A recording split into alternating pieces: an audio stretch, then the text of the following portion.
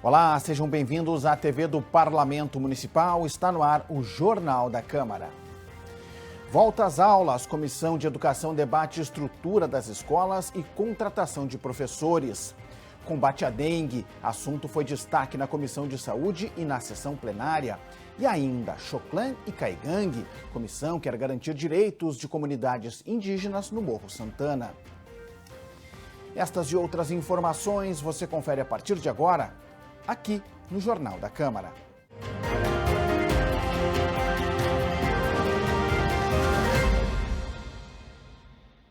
A Comissão de Educação do Legislativo recebeu o secretário da pasta em Porto Alegre para detalhar o que tem sido feito pelo governo para terminar obras em escolas e contratar mais professores e vagas na educação infantil. A reunião ocorreu na tarde desta terça-feira. A vereadora Mari Pimentel, do Novo, disse que desde setembro, obras de melhoria na Escola de Educação Infantil Pica-Pau, no Centro Histórico de Porto Alegre, estão paradas. Segundo o vereador Jonas Reis, do PT, outras escolas da cidade estão com problemas na parte elétrica. O secretário de Educação afirmou que as reformas estão paralisadas, pois as empresas ainda não foram pagas pelo município em função da troca de um sistema eletrônico na prefeitura. José Paulo da Rosa garantiu que as obras devem ser retomadas em breve. E essas empresas, algumas delas tiveram atraso, são as próximas a receber ao longo dessa semana. Então, eu compreendo a dificuldade de algumas empresas, que eventualmente fica 2 meses realmente com esse pagamento represado, e isso atrasou um pouco essa obra da Pica-Pau. Mas a expectativa, ela recebe, é uma empresa que tem cumprido com as suas obrigações, e pelo menos numa reunião que eu tive com o secretário André Flores ontem, tratando desse tema, a expectativa é até o final de março a obra da Pica-Pau estar pronta. O secretário de Educação afirmou que até janeiro deste ano, 83 escolas da capital já tiveram reformas na parte elétrica. Outras 96 devem passar por obras maiores até o fim do ano, como a troca do piso do ginásio da Escola José Loureiro da Silva, no bairro Cristal. Sobre os professores, o secretário lembrou que em 2023 foram chamados 828 profissionais para vagas efetivas e 715 temporários. Já sobre o déficit de vagas, José Paulo da Rosa pontuou que, atualmente, faltam mais de 3.000 vagas na educação infantil. O secretário apresentou o que deve ser feito para solucionar o problema. E dessas 3.077, quais estratégias estamos utilizando? Pode passar a seguinte.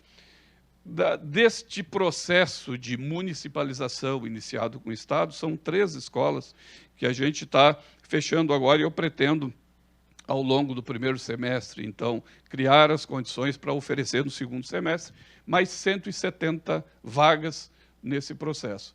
Nós estamos ampliando, e agradeço as sugestões que vieram em algumas reuniões aqui, reclamando do fato de que o programa Voa Escola só atende ensino fundamental, não atende educação infantil, então já aprovamos, e a documentação já está pronta para ser autorizado, o Voa Escolinha, que seria oferecer também o transporte para as famílias da educação infantil, que eventualmente têm vagas além de 2 quilômetros da sua residência. E conseguimos identificar cerca de 400 vagas possíveis de serem atendidas nesse caso. São famílias que teriam alternativa de vaga acima de 2 quilômetros da sua casa e que atualmente não utilizam porque não tem o voo escola e tem dificuldade de pegar o ônibus, o transporte para poder levar. Então, estamos ampliando e acredito que podemos oferecer mais 400 vagas nesse processo.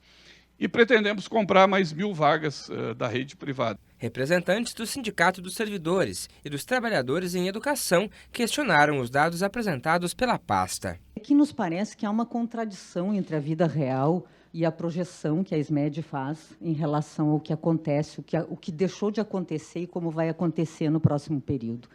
A impressão que a gente tem é que vai terminar 2025 com tudo resolvido, secretário. E eu torço para que isso aconteça. Não sou da turma do torcer contra, tá?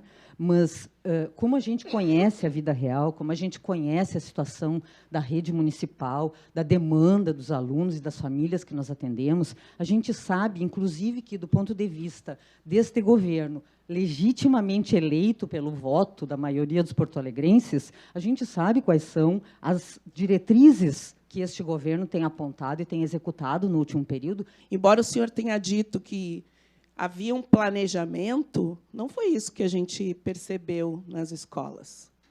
Nós tivemos escola, inclusive, que avisaram que não iniciariam o ano letivo no dia 19, que não tinham condições de iniciar o ano letivo no dia 19. Nós temos escolas com a rede elétrica queimando ventiladores, que não têm condições de ligar os Chromebooks, que não têm condições de colocar um equipamento na tomada. Nós temos escolas que o apelido do prédio é crematório. A Comissão de Educação disse que continuará fiscalizando as metas da ESMED e se colocou à disposição para outras reuniões sobre o assunto. E, com certeza, essa é a primeira de muitas para que a gente possa fazer o que a gente está aqui, de fato, para fazer, dando respostas para a sociedade. Então, nós não temos aqui partido. Nosso partido aqui é a população, é a cidade de Porto Alegre. Na Comissão de Urbanização, Transportes e Habitação, os parlamentares trataram sobre a atualização do plano de contingência em casos de eventos climáticos na capital gaúcha. A reunião foi proposta pelo presidente da CUTAB, vereador Giovanni Colau, e coletivo. O encontro lotou a sala de comissões com a presença de autoridades em segurança, como Defesa Civil e Corpo de Bombeiros, além de representantes da comunidade. Um dos assuntos debatidos foi a falta de luz que atingiu milhares de moradores da capital em função do desabastecimento causado por quedas de árvores. Porto Alegre hoje vive uma situação muito complicada. A cada chuva que dá, tem os alagamentos. A cada chuva que dá, a gente não consegue transitar na cidade. Isto, a gente precisa de um planejamento. Então, colocando isso aqui para a administração popular, ela precisa, para a administração, ela precisa se organizar para tal, né? Então, isso não está acontecendo. A gente percebe que estamos apagando incêndio, né? Desculpa aí mas é isso. Acontecem as situações e daí todo mundo corre. A gente precisa ter um planejamento na cidade. Então, são um conjunto de ações, de encaminhamentos. Nós também queremos produzir uma nota técnica da CUTAB, por consequência da Câmara, sobre o tema das podas, que é muito importante, mas nós saímos daqui ainda mais convictos que preparar Porto Alegre para a nova realidade climática, enfrentar essa crise climática que nós vivemos, que é resultado das mudanças ambientais e climáticas por muito tempo negligenciadas, é um dos principais temas de 2024. Nós precisamos que Porto Alegre seja resiliente, tenha condições de adaptação, né, medidas de contingência para que o povo mais pobre lá da periferia não seja o que mais sofra quando os eventos climáticos chegam. Nós não podemos normalizar e naturalizar que as pessoas fiquem, por exemplo, uma semana sem água e sem luz. O diretor-geral da Defesa Civil, Evaldo Rodrigues, explicou que em 2022 Porto Alegre fez o seu primeiro plano de contingência para eventos climáticos. O diretor também reconheceu que é necessário atualizar esse plano, que está defasado em alguns pontos, e reforçou a importância do debate sobre o tema para, inclusive, alertar a população sobre como atuar em casos de necessidade. Mas Porto Alegre possui um plano de contingência, ele foi aprovado no meio do ano passado, como um primeiro plano em 250 anos. Nunca antes havia sido editado um plano de contingência para a cidade de Porto Alegre. Esse plano, sim, precisa ser revisto. E nessa primeira edição, nós contemplamos os serviços públicos. Nós trouxemos todas as problemáticas que a cidade tem, no que se refere a risco de desastres, muito focado na questão hidrológica e na questão geológica, né? Então, inundações, enchentes, enxurradas, deslizamentos de terras e assemelhados, e como os órgãos públicos devem se comportar antes, durante e depois a cada um desses eventos que ali estão listados. Ao fim do encontro, o proponente da pauta encaminhou a formação de um grupo de trabalho com contribuições da população para fiscalizar as demandas da cidade e encaminhar sugestões ao Executivo. e eu acho que nos permitiu, nesse momento inicial de pontapé dos debates que nós queremos desdobrar ao longo do ano aqui na comissão, é a gente pensar primeiro uma audiência pública que possa ser uma oportunidade específica para a população participar da atualização do plano de contingência que Porto Alegre tem para enfrentar os eventos climáticos. O primeiro plano foi criado na nossa cidade em 2022 e precisa ser atualizado, e nós reivindicamos que tenha participação popular e social num momento como esse, e nós saímos daqui com a constituição de um GT, composto por vereadores e também por aqueles que participaram da reunião de hoje, para a gente sistematizar um conjunto de sugestões ao Executivo e que também nós possamos, enquanto vereadores, atuar na fiscalização a partir de tudo que foi trazido aqui, contribuições muito importantes. A Secretaria Municipal da Fazenda apresentou para a Comissão de Economia e Finanças do Legislativo os dados de gestão fiscal do terceiro quadrimestre de 2023. A audiência pública ocorreu na manhã de terça-feira no plenário Otávio Rocha. A prestação de contas acontece a cada 4 meses. O Executivo expõe um compilado das receitas, despesas, investimentos, resultados e metas fiscais do poder público. Os dados são analisados e discutidos durante o encontro da Comissão de Economia, Finanças, Orçamentos e do Mercosul. De acordo com a Secretaria da Fazenda da capital, foi registrado no período um superávit de quase 250 milhões de reais no Tesouro Municipal. Com dados favoráveis, as finanças públicas estão controladas, né?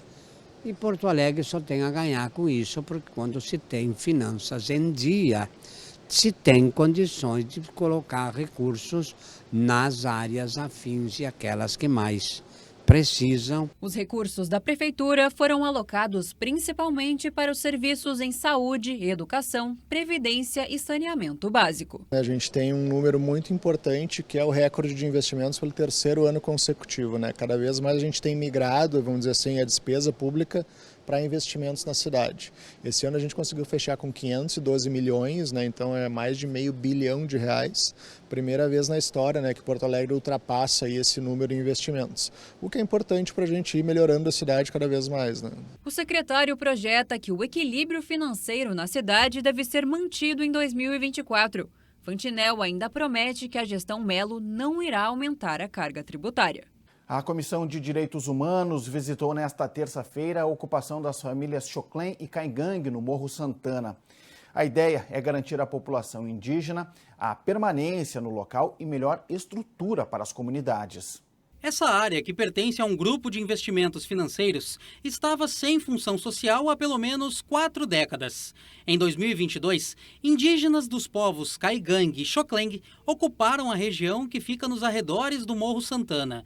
Nos últimos 2 anos, a empresa dona do espaço tenta executar uma ação de reintegração de posse. Enquanto isso, os moradores da aldeia alegam que possuem raízes ancestrais no território. Cerca de 45 famílias moram neste território indígena que fica na zona leste de Porto Alegre. As etnias que vivem por aqui defendem a natureza, preservam o meio ambiente e, acima de tudo, valorizam a chamada Mãe Terra, a quem respeitam e agradecem por tudo que recebem. Para gerar conhecimento, a aldeia possui uma escola própria. A subsistência vem de 2 formas: das hortas cultivadas pelas famílias e das cestas básicas que recebem da FUNAI, a Fundação Nacional dos Povos Indígenas. O artesanato é uma das únicas fontes de renda da comunidade. Quando soube que esse ia ser mais outra desmata, eu disse não, essa vez eu não vou deixar. Vamos entrar, que ali é território nosso, aqui nosso tataravô andou. E é aqui que eu vou permanecer com meus netos. E cuidando a água, não só para mim, não só para o meu povo, para geração. E para outros povos também, que vão precisar e estão precisando. Na última terça-feira, os vereadores integrantes da CUTAB visitaram os povos indígenas. A Comissão de Direitos Humanos tenta encontrar alternativas para resolver o impasse. Na verdade, nós vamos aproveitar essa oportunidade que tivemos aqui. Estava o DEMAB junto conosco, estava a Secretaria, estava a SMED junto com a gente e também o Desenvolvimento Social. E vamos levar, agora depois que nós abordamos o assunto, pegamos tudo aquilo que a comunidade precisa, vamos levar para a FUNAI.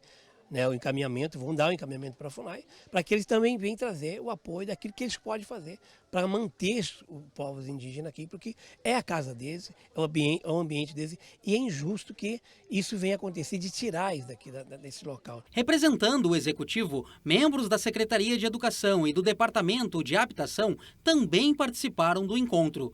O vereador Pedro Ruas foi o proponente da pauta. Nós conseguimos passar a seguinte tese, que nós vamos trabalhar emergencialmente, ou seja, nós não podemos esperar o fim da questão judicial, porque a necessidade deles é muito grande. Então eles precisam de caixa d'água, eles precisam de tijolos, eles precisam de telhas, eles precisam de professor ou professor bilíngue, eles necessitam de canos, quer dizer, e tudo isso nós vamos tentar viabilizar imediatamente. Do meu ponto de vista, os órgãos federais, principalmente federais, estaduais e municipais, nós somos um município, têm responsabilidade, sim, em viabilizar a permanência dessa etnia caigangue e xoklengue aqui no Morro Santana. Além de reivindicar o direito sobre a propriedade do território, os indígenas também pedem apoio com questões de infraestrutura. Por aqui, o saneamento e as moradias ainda são precárias. Durante a reunião, o Executivo garantiu aos vereadores que irá ajudar com as carências mais urgentes da comunidade. Na Comissão de Saúde, os vereadores abordaram a situação da dengue na capital. A pauta foi proposta pelo vereador Aldacir Oliboni, do PT. O parlamentar convocou entidades e trabalhadores da área da saúde e representantes do Executivo para tratar sobre medidas de combate ao mosquito Aedes aegypti, bem como a prevenção da doença. Como encaminhamento final, a COSBAN irá se reunir novamente em março para avaliar a evolução da dengue na capital. E nós precisamos ter Porto Alegre preparada para isso. Então é importante que a Comissão de Saúde debate esse assunto e faça encaminhamentos importantes. Fornecimento de repelente, fornecimento de testagem, aderir ao programa do governo federal para poder conseguir a vacina e que todos possam ter a vacina, né? Idosos, crianças, enfim. Há uma enorme preocupação nesse sentido. Então o governo tem que estar atuante nesse aspecto de esclarecer a sociedade e poder aderir aos programas de tudo que é possível para nós combatermos o mosquito da dengue aqui em Porto Alegre. Bom, e o combate e prevenção à dengue também ganhou destaque na sessão de segunda-feira, quando o secretário municipal da Saúde esteve no plenário Otávio Rocha e falou sobre o plano de contingência para conter o avanço do mosquito. Até o momento, a capital registra 141 casos. Fernando Ritter ressaltou que a situação é preocupante, pois há um alto índice de infestação do Aedes aegypti na cidade. Entre as ações do plano de contingência, Fernando Ritter destacou a capacitação dos profissionais de saúde para atender rapidamente as pessoas com sintomas de dengue. Além disso, o titular da Saúde Municipal enfatizou o trabalho de monitoramento realizado pela Secretaria. 910 armadilhas do Aedes estão distribuídas em 46 bairros da capital e são vistoriadas uma vez por semana. Segundo Fernando Ritter, a situação mais crítica ainda está por vir, pois o foco da doença ocorre entre os meses de março e maio. Segundo o secretário municipal de saúde, no mesmo período do ano passado, a capital apresentava apenas 6 casos. Um aumento expressivo que, segundo os especialistas, pode estar relacionado com os fenômenos climáticos. A questão climática foi determinante, né? Porque o ano passado nós praticamente não tivemos inverno e tivemos mosquitos circulando o ano inteiro. Tanto é que tivemos casos positivos de dengue todas as semanas de 2023. Isso aumentou o quantitativo de mosquitos na cidade e agora, com essa epidemia em algumas regiões do Brasil, e aqui no Rio Grande do Sul, com bastante casos, especialmente na região norte, aumenta o risco de a gente ter muitas pessoas contaminadas em curto espaço de tempo. O secretário de Saúde ainda disse que a eliminação dos criadouros do mosquito é a principal ação para frear a dengue na cidade. Ritter disse que 80% dos focos estão em pneus e garrafas. Atualmente, as regiões leste e norte da capital são os locais mais infestados. Se a gente tivesse um grande apoio das pessoas de olharem para dentro dos seus terrenos, muitas vezes as pessoas elas ficam preocupadas em olhar o terreno do vizinho, mas dentro de sua casa, os pequenos recipientes, o plantinho da planta, o potinho da planta, o potinho da comida do cachorro que fica no tempo, a garrafa virada para cima, pneus, restos de materiais plásticos, obras, caliça. Se as pessoas olhassem isso, eu tenho certeza que nós teríamos hoje uma condição muito mais controlada de mosquito, porque lembre que o ovo colocado ele pode perdurar em mais de 600 dias, independente da temperatura, de 0 a 40 graus ele vai resistir. O mosquito ele não resiste tanto, e quando chove e entra uma quantidade de água suficiente naquele casulo que está o ovo, ele pode eclodir, formar a larva e a larva virar um mosquito, e a cada 7 dias nós temos um ciclo novo de mosquito na cidade. Fernando Ritter alertou que qualquer pessoa com sintomas de dengue, como febre, dor de cabeça, dor atrás dos olhos, dor no corpo e articulações, deve procurar as unidades de saúde. Em caso positivo, a principal orientação para o tratamento é a hidratação com bastante água. Vereadores de diferentes partidos se mostraram preocupados com os focos de lixo na cidade. Os parlamentares ainda pediram mais servidores na saúde e questionaram sobre as vacinas contra a dengue do governo federal. Temos aqui também chamado a atenção da dificuldade, vistas a olhos nus, sobre o recolhimento do lixo. No carnaval, aqui a gente inclusive mostrou no telão que nós recebemos inúmeras fotografias, vídeos de lixeiras abarrotadas de lixo pelo chão, e que a gente sabe em que o lixo é também um espaço de proliferação de ratos, de bichos, enfim, né? E que pode levar a doenças. Que queira ou não, 81 agentes de Edemias para poder monitorar, Ezequiel, 1.400.000 pessoas em Porto Alegre, cá para nós, é muito pouco. E nesse momento, secretário e diretora Fernanda, creio que é um momento de fazer essa interlocução com o governo para aumentar o número de servidores de combate a endemias. Tem tratamento e tem vacina.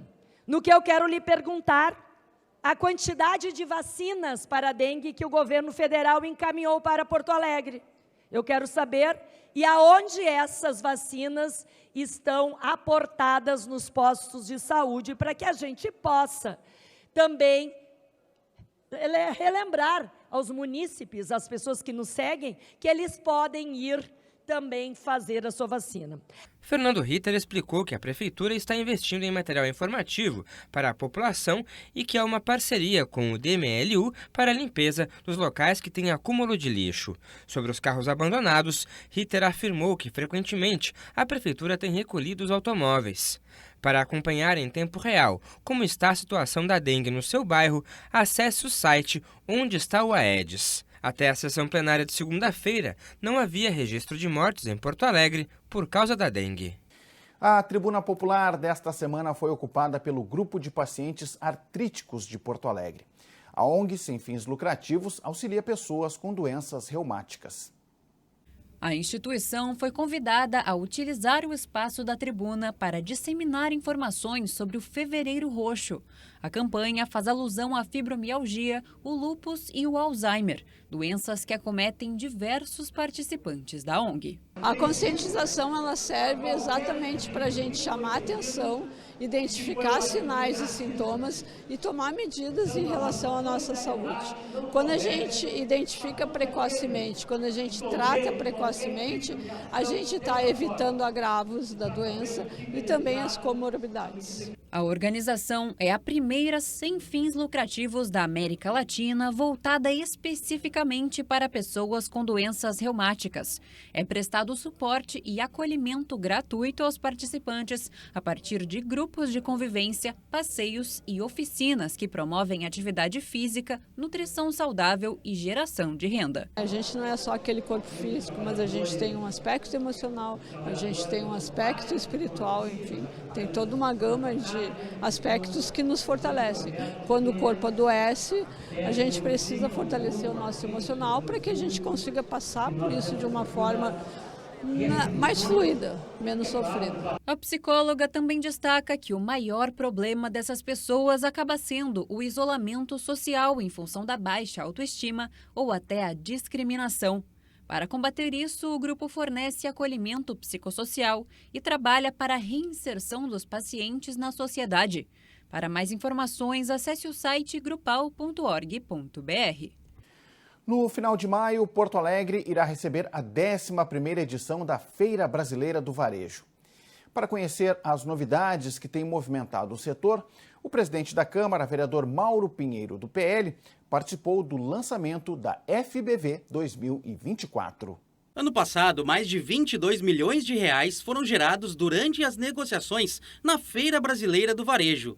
Promovida pelo Sindilojas Porto Alegre, a última edição do evento reuniu quase 10 mil pessoas.